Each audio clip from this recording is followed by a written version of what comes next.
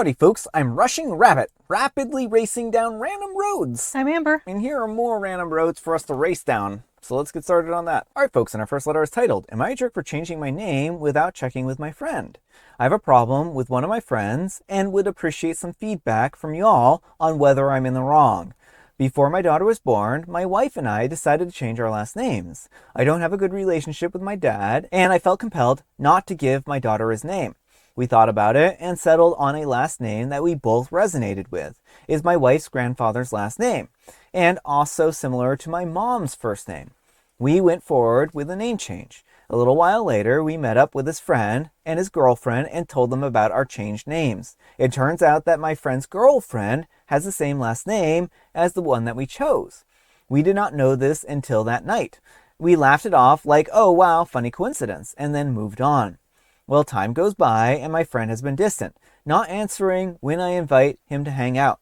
I did not push him too hard because I assumed he was busy or dealing with his own issues. Well, 2 years go by, then a few weeks ago, he abruptly informed me that his girlfriend feels very uncomfortable with the fact that we changed our names to be the same as hers. They accused us of knowing beforehand about her last name since it's in her Instagram bio, and told us that we should have addressed it with them before proceeding with a name change. My friend tells me that to move forward, I need to meet with them so that his girlfriend can read me a letter detailing her feelings. I didn't want to go, but ended up meeting with them because I respected my friend and wanted to find a resolution. During the meeting, his girlfriend insults me several times and tells me that I am weird and either the most unaware or inconsiderate person that she's ever met. I tell her that's purely a coincidence, but they cannot accept this. She responds that everyone that she's consulted with agrees that we were weird and creepy for changing our names. I kept my emotions in check during the meeting, but last night I texted my friend basically saying, "What in the world, man?" He tells me that he can't believe we did not know and that we are bad friends for not clearing it with them. I tell him that he's acting like a main character and what I do with my last name does not affect their lives. He called me on the phone and is extremely emotional. I tried explaining myself again, but the call devolves into him and his girlfriend screaming at me, insulting me, and threatening me. I feel so confused about why they are so fixated on this, and I feel heartbroken that my friendship is now over. What do you guys think? Am I in the wrong for this one? Edit, a lot of people are asking me how common the last name is. Online estimates say that there are 80,000 plus people in the US. All right, folks, what do you think? No, not the jerk. I mean, it's a coincidence, and the fact that she is really, and the friend too, are really digging in their heels about this is not okay. Like, I understand being weirded out by it initially, but it was just a coincidence, and it sounds like it's a relatively common enough name. Yeah, I mean, so OP should double down and change their first name to be the girlfriend's first name now too, right? And then show her really how weird and creepy it is. If this was intentional, I would feel maybe like, oh, well, that's kind of weird that you changed your last name to somebody else's that you knew. But I wouldn't say that OP would owe them an apology either in that particular case, because who's to say that this wasn't a last name in their tree? And it was a last name in their tree, right? And OP can point out that, look, her grandfather has this last name. This is a family name. Sorry that you think that this is all about you, but it isn't about you, right? And maybe she should be like, OP be like, well, it's creepy that you have my grandfather, have her grandfather's last name, right? Because it works the same way, right? I think that she's being an extremely immature individual. And OP needs to ask themselves, do they really want to be in a friendship with somebody like this anyways? And friendships ending can be a really hard thing, right?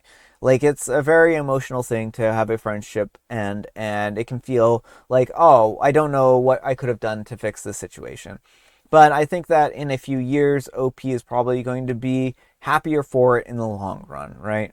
Like, if you let the resentment eat at you and you let this situation get to you, and you dwell on it for a long time, then it's going to be miserable, right? But if you accept that they are people who are in charge of their own actions and they chose to insult OP, to disparage them, call them creepy, and be in general just mean and uncivil, I think that OP can find out that their life is better for not having bullies in it, right? Mm-hmm.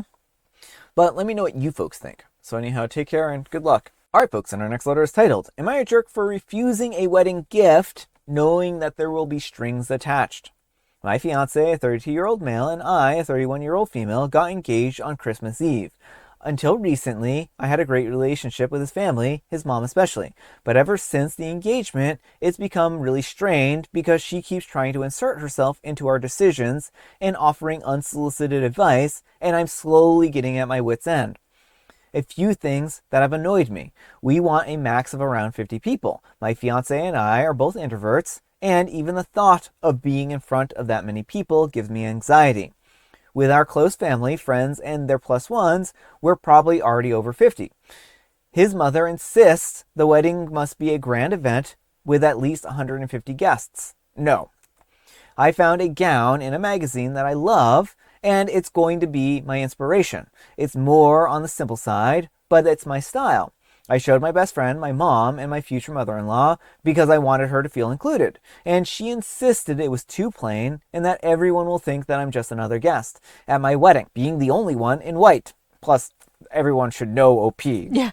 The venue we're thinking about is too small and boring. The on-site catering is not special enough, and because my fiance is an only child, this needs to be a grand affair. We need to get the guest list to her so she can review and approve who's coming. No, this is our wedding, not yours. Thankfully, my fiance is on my side, and about 6 weeks ago, called her and said that we know what kind of wedding we want to have, and she needs to stop overstepping and questioning our choices. In an attempt to punish him and assert her authority, she went radio silent until last week. She invited us to dinner on Sunday and presented us with a check for $25,000 to help with the wedding. When we got home, I told my fiance that we are not cashing the check. He thinks that I'm being ridiculous and that this can help us have a wedding that we want to have with almost no out-of-pocket cost. I told him that we won't have the wedding that we want because she is going to use the money as leverage to push the event in the direction that she wants. When she insists on including her friends that we don't know and don't care about, she is going to say, oh, I thought that the money would help cover them. When we go dress shopping, it'll be, that's a bit simple. I thought with the extra money, you would get something nicer. When we finally choose the venue, it'll be, so what exactly is my money paying for? My fiance said that it will cause a huge rift if we don't accept the money because his mother is extending an olive branch and being generous. But I tried telling him that it'll cause a bigger rift if she gets it in her head that she has a say in our choices because she's paying for it. And I shut her down every time. I feel like I am being positioned as a bridezilla. My fiance thinks that I'm overreacting, and it's the tension of the last few months exposing itself. Even my mother said I should just accept the gift. So am I the jerk? All right, folks, what do you think? No, not the jerk. A gift with strings isn't really a gift. It seems pretty clear what her intentions are here. Now, what you could do is you could cash the check and put it in a separate fund. Do not use it for anything if you cash it. And start doing the wedding planning again. And as soon as she starts being like, well, what about the money? Then you give it back. Like, you need to talk to your partner. Make sure you're both on board with this. Mm-hmm. And you need to make sure that he has your back. Like, when she starts making these demands, and it's a when, not an if, he's got to be the one there to shut her down and tell her, Mom, no, OP's dress is going to be wonderful as it is. She doesn't need anything fancier. Mom, we want a small, intimate wedding. We are not inviting all your friends. Yeah, I mean, I think keeping the money in trust kind of like that is probably going to help out with some of this. And I think that it might be the best kind of option that OP has at this point in time, because I do think that it is going to cause a rift. And like if they cash the check, then when it comes to paying for the wedding expenses, in the future, if they have this money set aside, they can use it to pay for those wedding expenses. Right now, they can use what they have and just, say, wait for the mother-in-law to make her move. And if she doesn't ever make a move, then I think they can feel a little safer in using that money. But if she does start to, harangue them once more, then I think that they have their answer and can just say, look, we're going to give this money back to you because we were under the impression that this was a gift. And now that you're making demands, we don't feel comfortable accepting it anymore. Yeah, I mean, I think if she doesn't ask for it back, like now you have the money for a really nice honeymoon or something like that, or for part of a down payment on a house or something like that. But yeah, definitely plan a wedding that you can afford on your own. Do not rely on this money and be prepared to hand it back as soon as she starts inserting herself. But let me know what you folks think. So anyhow, take care and good luck. All right, folks, and our next letter is titled, Am I a Jerk for Firing My Mom from Childcare Over a $5 Class? My husband and I have a 16-month-old daughter, Ellie. I just went back to work part-time, and I had my mom watching Ellie 2 days a week. Ellie goes to this little toddler class through our rec center twice a week. It's a 2-hour class, and every class has free play, a circle time with storytelling and song, and an art project. During free play, the kids have 4 different table stations that they could visit, including an art table, a corner of the room with all the cars, trucks, and trains, the house corner with the kitchen and baby dolls, the dramatic play area changes bi-weekly. I've seen a grocery store, vet's office, and a pizza shop, the book area, the block area, and the patio. The patio has 2 water tables, 2 playhouses, a sandbox, tricycles, and little tyke cars. Each class is only $5. Parents/caregivers are required to stay and supervise their children. Ellie loves this class. She's addicted to the chalkboards there and is starting to approach other babies. She does taste test every foam block in the room and has eaten her fair share of crayons and finger paint, on top of drenching herself in water, then rolling around in the sandbox and covering her in paint, but it's nothing that can't be solved without a change of clothes and hosing her off. I love how great the class is for her development. She is starting to know the names of the colors, and she can sit down and play with toys for longer stretches. My mom hated the toddler classes. She described it as chaos and insists that a walk around the block or a trip to the library is just as good, if not better, for her development and is much less messy. I still insisted that she take Ellie, which she agreed to, then stopped taking her behind my back. I only noticed when I realized that we haven't gotten an art project back in a little while. She lied to me about where she's been going with my daughter and refused to take her to a class that I truly believed is good for her. I fired my mom from babysitting and hired a college student to stay with her while I'm working. Now my mom is upset that I'm restricting her access to her granddaughter and leaving her with a stranger, which is the only thing she was trying to prevent by babysitting my daughter for me. Now I want to know if I was the jerk for firing my mom and not having Ellie see her nearly as much over a $5 class. All right, folks, what do you think? Not the jerk. I mean, first of all, this is not over a $5 class. This is over the mom explicitly lying about how she's taking care of OP's child. She promised she was going to do this, and then she went behind OP's back. If you cannot trust your child's caregiver to be honest with you, that is not a good situation. And secondly, it sounds like OP only hired her because the mom was insisting that she didn't want a stranger babysitting her grandchild. That is not her right as a grandparent to choose. Like, OP is allowed to hire a babysitter. And so I don't think that OP is unreasonable here for wanting her child babysat by someone who is going to follow her instructions and take her daughter to this daycare, the play care, whatever. Yeah, I mean, I think that this is really just a matter of trust. OP can't trust their mother to do the right thing, and the mother was doing this voluntarily, right? Like, she insisted on doing it and then couldn't even respect OP's wishes. And like, I understand where OP is coming from here. OP has plenty of money. They have plenty of money that they can afford to pay babysitters, but the mom insisted that she wanted to do this. And the mom lost her privileges of babysitting because she wouldn't because she wasn't honest, right? Now, if she had said, no, I disagree with this, then OP could have just still hired someone else and said, look, okay, I mean, that's fair. Thank you for telling me that you're not going to do this, but we're going to, have someone else, take care of the kid who is going to take them to this class. They could have even had a compromise where maybe Ellie they go to the library every Thursday or something like that, right?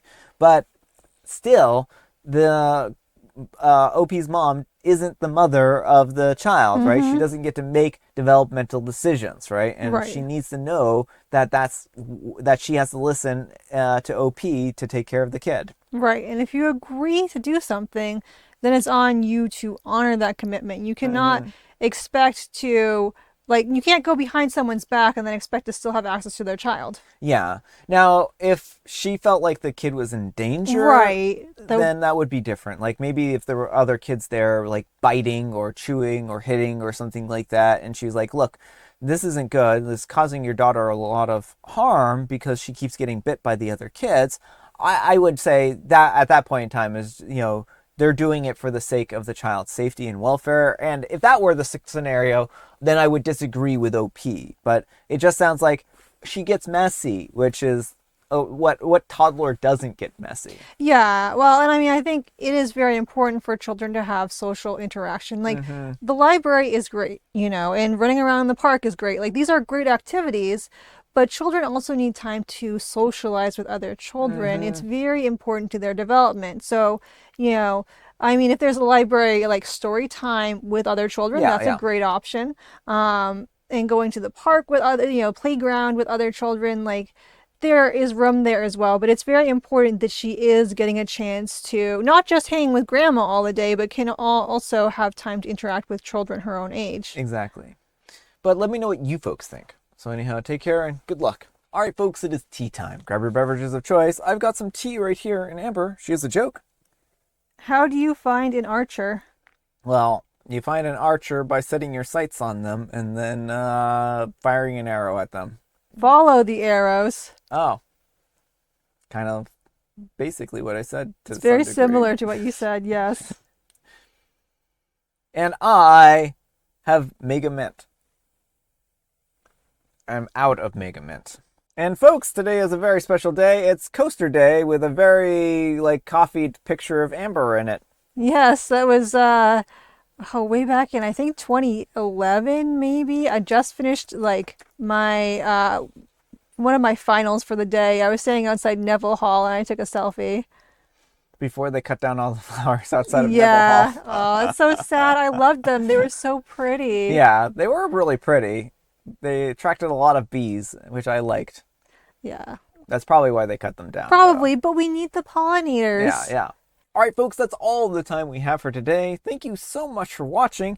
Happy Fantastic Friday, folks. And you know what makes it fantastic? Lots of things like the weekend. Yes. Amber, we need some kind of moral advice and or guidance, and please have it on entitled parents. If you give a gift, with very few exceptions, it should not come with strings. Don't use gifts to control people. Yeah, I mean, I like that. But thanks so much for watching, and we'll see you all tomorrow. Bye.